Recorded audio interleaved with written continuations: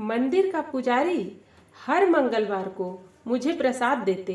बढ़ई ने मुझे गिल्ली डंडा बना दिया। लुहार मेरी खुरपी तेज कर देता। लेकिन इन सब से मुझे चौकीदार फकीरा ज़्यादा अच्छा लगता था। फकीरा बच्चों को बहुत प्यार करता था। हमें उसके चुटकुले बड़े अच्छे लगते। उसकी आवाज़ भारी और रूखी व हंसी तीखी थी। प्यारे बच्चों, आज हम शिक्षाप्रद कहानी लेकर उपस्थित हैं। आज की कहानी है चाचू चौधरी। बच्चों, कहानी में प्रवेश करने से पहले चैनल को पक्का सब्सक्राइब कर लेना और पता है, वीडियो को लाइक और अपने मित्रों में शेयर भी करना।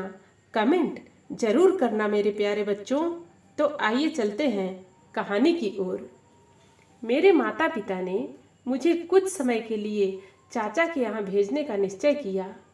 उनका ख्याल था कि वहाँ पर मैं अनुशासन में रहना सीख जाऊँगा। अच्छी तरह पढ़ना। मुझे तुमसे बड़ी आशाएं हैं। चलते वक्त पिताजी ने कहा, अपनी चाची को तंग न करना और ना ही खराब लड़कों के साथ खेलना। मेरी माँ ने सलाह दी। नई जगह पर मैं बहुत ही अकेला महसूस कर रहा था। कुछ दिन तक मैं स्कूल से घर लौटकर घर पर ही रहता और अपना समय स्कूल के काम में या पुराने पाठ दोहराते हुए बिताता। कुछ दिनों बाद मेरे दोस्त बन गए, सब खेलने के शौकीन। हम साथ साथ स्कूल जाते और दल बनाकर लौटते। मंदिर के पुजारी हर मंगलवार को मुझे प्रसाद देते। बढ़ई ने मुझे गिल्ली डंडा बना दिया। लुहार मेरी खुरपी तेज कर देता। लेकिन इन सब से मुझे चौकीदार फकीरा ज़्यादा अच्छा लगता था। फकीरा बच्चों को बहुत प्यार करता था। हमें उसके चुटकुले बहुत अच्छे लगते। उसकी आवाज़ भारी और रूखी व हंसी तीखी थी। एक शाम मैं घर देर से आया। चाची ने जरा कठोरता से पूछा, तुम सारा दिन कहाँ थे? मैंने नम्रता से उत्तर दिया, मैं शंकर के साथ उसके खेतों में चला गया था। तुम्हारी जिम्मेदारी हम पर है। पढ़ाई की ओर यह लापरवाही मैं नहीं सह सकती। उन्होंने चेतावनी दी। मैंने अपना बस्ता खोला और पढ़ने बैठ गया। यदि तुमने फिर ऐसा किया तो मुझे चाचू चौधरी को कहना पड़ेगा। उन्होंने फिर कहा। मैंने उनकी ओर देखा तो सही, मगर हिम्मत नहीं हुई कि पूछूं कि चाचू चौधरी कौन है। अगली सुबह स्कूल जाते हुए रास्ते में शंकर ने पूछा, क्या तुमने चाचू चौधरी को देखा है? चाचू चौधरी? दोबारा यह नाम सुनकर मुझे अचरज हुआ। मैंने पूछा, वह कौन है? वहाँ देखो। उसने खेतों की ओर संकेत किया। मैंने भी जरा गर्दन आगे करके देखा। एक हृष्ट पुष्ट आदमी एक सांड से जूझ रहा था। वह उस ताकतवर जानवर को पीछे धकेल रहा था। स्कूल से वापस आते हुए मैंने शंकर से चाचू के बारे में पूछा। शंकर बोला, चाचू की आंखें लाल और जबड़ा चौड़ा है। शंकर ने जो चाचू का विवरण दिया था उसका दलीपू ने अनुमोदन किया और उनकी बतख जैसी चाल की नकल करके दिखाई। अहमदी ने इस विवरण में अपनी तरफ से जोड़कर कहा, चाचू 6 फीट 3 इंच लंबा और खूब मोटा है। रीनू बोला, चाचू हमारे गांव के सबसे ताकतवर आदमी हैं और सब उनसे डरते हैं। नहीं, केवल हमारे गांव के लोग नहीं, बल्कि नहर तक का सारा क्षेत्र उनसे डरता है। कोई उनका विरोध करने की हिम्मत नहीं करता। शंकर ने अपनी बात को स्पष्ट करने के लिए हर शब्द पर जोर दिया। जैसे ही हम घर के निकट पहुँचे, मैंने चाची को दरवाजे पर खड़ा देखा। मैं दोस्तों से अलविदा किए बिना ही भागा। मैंने दूध पिया और स्कूल का काम करने बैठ गया।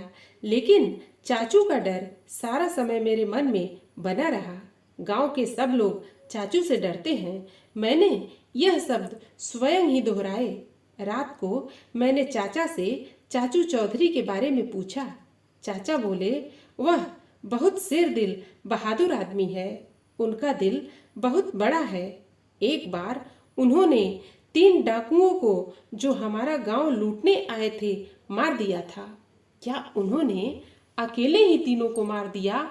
मैंने आश्चर्य से पूछा।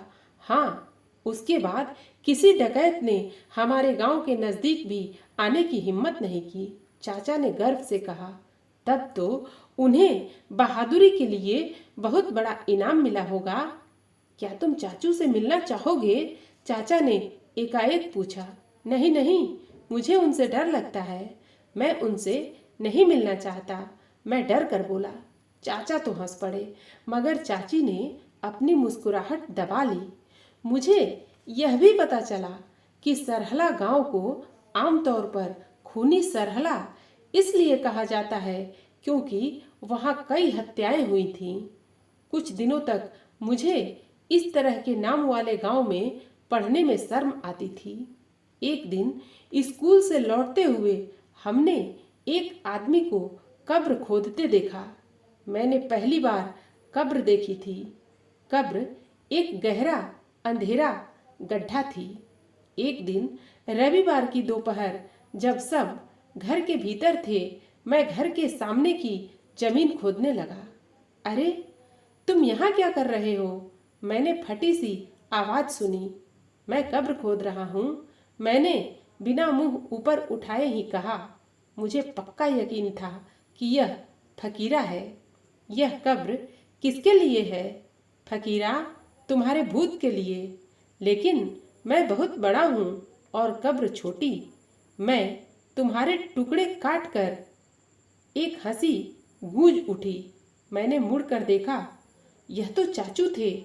मेरी तो जैसे सिट्टी पिट्टी गुम हो गई।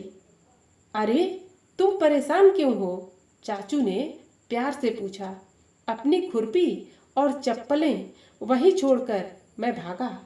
मैं घर में नहीं घुसा कि कहीं चाचू पीछे पीछे भीतर न आ जाए। अरे, तुम मेरे से दूर क्यों भाग रहे हो? मैं चाचू हूँ, तुम्हारा अपना चाचू, उन्होंने ऊंचे स्वर में कहा। मैंने कुछ और भी सुना लेकिन समझ नहीं पाया। 3 घंटे तक मैं झाड़ी के पीछे छिपा रहा। तितलियों से मुझे कोई लगाव नहीं था।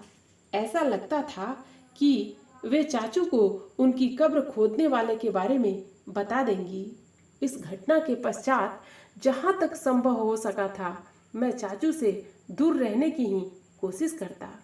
एक दिन सुबह वर्षा हो रही थी। हम 5 सहपाठी खुशी खुशी टखने तक गहरे पानी में छटपटाते जा रहे थे।